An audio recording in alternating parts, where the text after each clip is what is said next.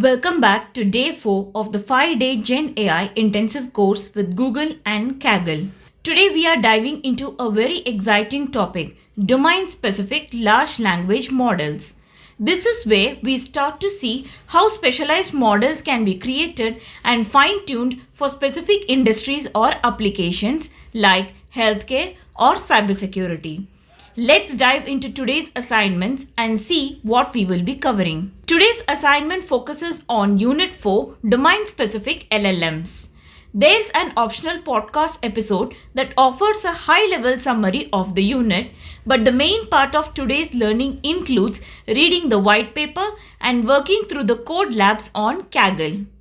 In the code labs, we will be working through 2 hands-on projects. The first lab focuses on using Google search data in generation, allowing us to ground our model with real-world data even beyond its knowledge cutoff. The second lab is all about customization. We will be fine-tuning a Gemini model with our own labeled data to solve a custom task, giving us a look at how these models can be adapted for highly specific use cases. Today's lesson will dive deep into the creation and application of specialized LLMs like SecLM and Med-PaLM with unique insights from the researchers who built them. You will learn how to add up-to-date information to a model by grounding it with data from Google search. And you will also see how to fine-tune a Gemini model, which is a valuable skill if you are looking to adapt AI for a specific industry or purpose. Let's dive into today's white paper, Solving Domain-Specific Problems Using LLM. This white paper focuses on how large language models are being adapted to solve specific problems within specialized fields like cybersecurity and medicine. It's fascinating to see how these models are fine-tuned for unique applications in these high-stakes areas. The paper begins by exploring the unique challenges in cybersecurity like limited publicly available data, highly technical language, and rapidly evolving threats. SecLM, a specialized language model for security, tackles these issues for focusing on threat identification, malware analysis, and risk assessment.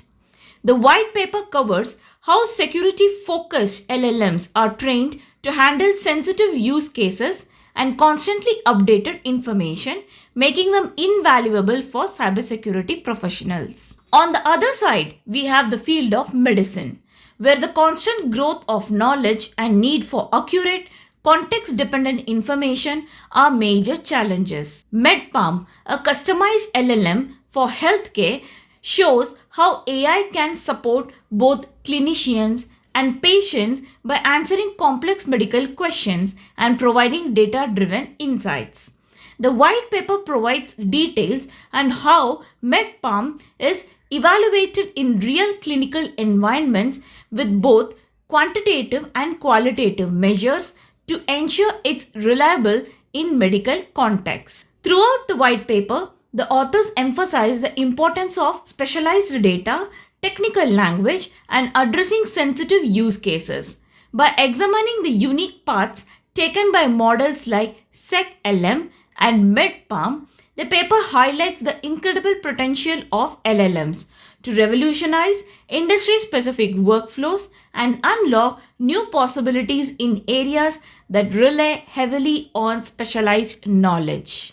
Now let us look into the first code of the day 4 session, Google Search Grounding with the Gemini API. This code can be done through Google AI Studio or through the API. But for using the Google Search API, we have to do pay as you go option, where it is for chargeable purposes. It is not compulsory for enabling the billing to complete this course, as the Google's Cloud's $300 credit for new customers is available.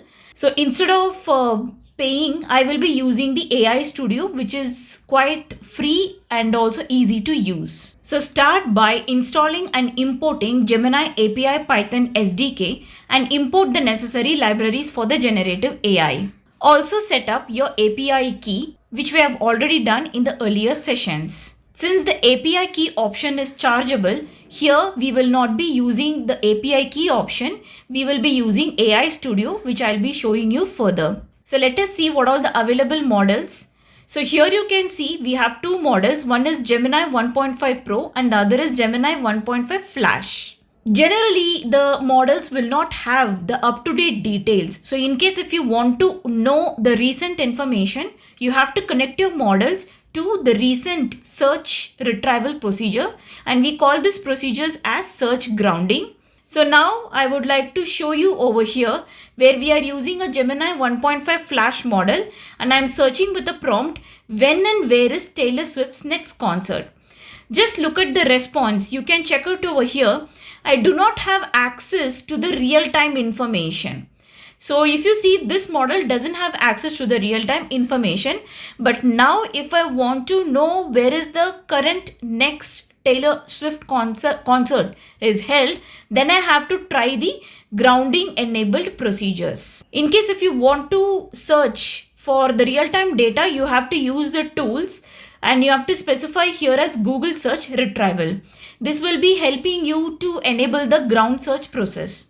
So when I give this tools enabled, and also I have given the prompt as when and where is the Taylor Swift's next concert, but you can see I have received an error. The error is because the API which I'm using for these practical purposes are free and the resource has reached the maximum limit. So I have two options right now. Either I have to do the billing or I have to use the AI Studio. So you can check it over here. Resource exhausted. So this is the reason I'm using the free tier API key.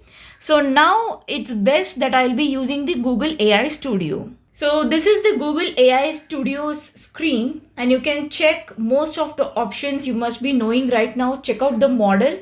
So we have list of models available over here. You can select whichever you want. So we have a token count and we have the temperature. We have already worked with all these settings earlier in the sessions. And tools, you can see the JSON mode, code execution, function calling, and today's concept is grounding, which we will be using it. So as you can see, initially the grounding is not enabled. So let me show you the demonstration of the prompt. So you can check the prompt when and where is the Taylor Swift next concert and I'll be running it. So you can see we are receiving the same response, that is I do not have access to the real-time information. This is because this model is not using the current details.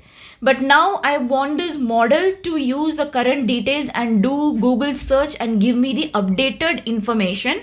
So for that, I will be enabling this grounding. So now you can see the Google grounding is enabled. So now I will be using the same prompt, when and where is Taylor Swift's next concert. So the model is taking some fraction of seconds and you can see we have got the recent details. That is Taylor Swift's next concert is on Thursday, November 14th at the Rogers Center in Toronto, Canada. She will also have a concert on Friday, that is November 15th and Saturday, November 16th at the same venue.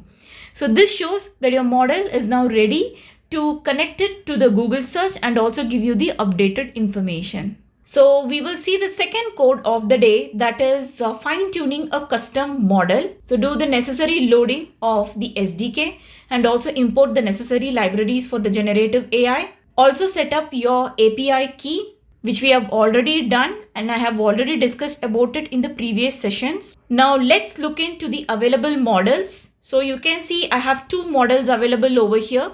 One is Gemini 1.0 Pro and the other is Gemini 1.5 Flash tuning. Today again we will be using the same 20 newsgroup text dataset which consists of 18,000 newsgroup posts on 20 topics. We have also discussed about this in the day 3 code labs. So again I'm loading here the same train set and also the test set of the 20 newsgroup text dataset. You can check out the labels over here. So we have some computer related text, we have some autism text, miscellaneous and some of the science related and politics and religion and automobiles, etc. So in this code, I'm presenting you one sample that how it looks. So you can check it. We have the email ID and also the subject and number of lines it contains, and some of the contents of the news. In the day 3 code labs, we have already seen to prepare this data set. So there are certain pre-processing has to be done. So you can check it over here. We are doing the pre-processing where we remove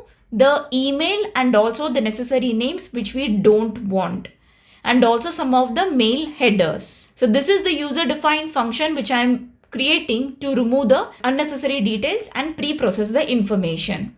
So this is for news group row and this is for the news group data. Now call those functions on the train set and also the test set so that the pre-processing is applied. And you can see the sample text over here. So this is the text and this is the label ID and this is the associated class name for every message. So now for further training, I will be keeping 50 rows for each category. So you can check it over here. The train samples is 50 and the test samples is 10. So I'm going to have two categories over here. One is the REC and the other is the SCI category. Now let me evaluate the baseline performance. So before you start tuning a model, it's good practice to perform an evaluation on the available models to ensure you can measure how much the tuning helps. So in this section, I have passed the text directly as a prompt. So it is not yielding me the desired results over here. So here I'm passing the text directly as a prompt. So you can check that the desired results are not obtained over here. Instead, I am using the prompt engineering techniques which we have learned throughout this entire series. So you can check it over here. The prompt which I am using here is from what news group does the following message originate? And then I am giving the respective text which I am asking the model to search for. So now you can see this technique produces a quite verbose response. So you could try and pick out the relevant text or refine the prompt as per your necessity. So I have used some of the system instruction here to do more direct prompting. And then I'm using the Gemini 1.5 Flash model along with the system instructions. And I'm trying to predict the label for the responses which I have given earlier. So here you can see I'm trying to predict the label of the sample row. And I'm trying to print the class name of the prediction. So you can see the message which I have tried to search for is falling under this category. And I'm checking over here, are they exactly belonging to that class or not? But you can check that it is incorrect. So this may be due to the improper recognition of the text which we are using it.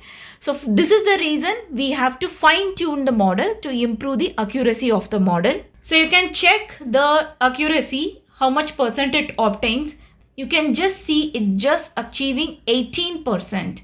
And this may be the reason that the classification is done incorrectly above. Now let us try to tune a custom model. So in custom model, we have the chance of specifying the epoch count and change the batch size as per the necessity and also the learning rate. Just check out the code. We have created a classifier, that is news group classifier, where we have tried to use the base model, that is Gemini 1.5 Flash tuning, and we have passed the input key and the output key. Whereas you can check the batch size, I have given the batch size as 16 and the epoch count as 2. So this is the custom model which we have designed. Once this is created, we have to tune the model in the background. To inspect the progress of the tuning job, you can use this code that will plot the current status and the loss curve. So as you can see, I have the state.creating as my status and it is being in run for nearly 30 minutes. So you have to wait patiently to receive the status as active, because that states that the tuning is complete and the model is ready to use. So once the tuning is done, use this tune model to search for the information that you have passed over here and also check the evaluation of the tuned model. So you can compare the token usage. AI Studio and the Gemini API provide model tuning at no cost. However, normal limits and charges apply for use of a tuned model. The size of the input prompt and other generation config like system instructions as well as the number of generated output tokens all contribute to the overall cost of a request. The earlier verbose model also produced more output tokens than needed for this task. That's all everyone. With this we have completed the second code labs of the day. And that wraps up day 4 of our Gen AI intensive course. Today we explored how domain-specific large language models like SecLM for cybersecurity and Med-PaLM for healthcare are transforming specialized fields. From understanding the challenges of these domains to diving into the practical applications and fine-tuning of these models, we covered a lot of ground. The code labs were especially exciting as we worked on grounding a model with real-world data and customizing it for specific tasks. If you have any questions or need clarification on today's topic, whether it's about white paper content or the code labs, feel free to drop your queries in the comments below. I am here to help you. And if you're finding this series valuable, don't forget to hit the subscribe button and turn on notifications so you will all set for day 5 and beyond. Let's keep learning and growing with AI together. Thanks for watching and I'll see you in the next video.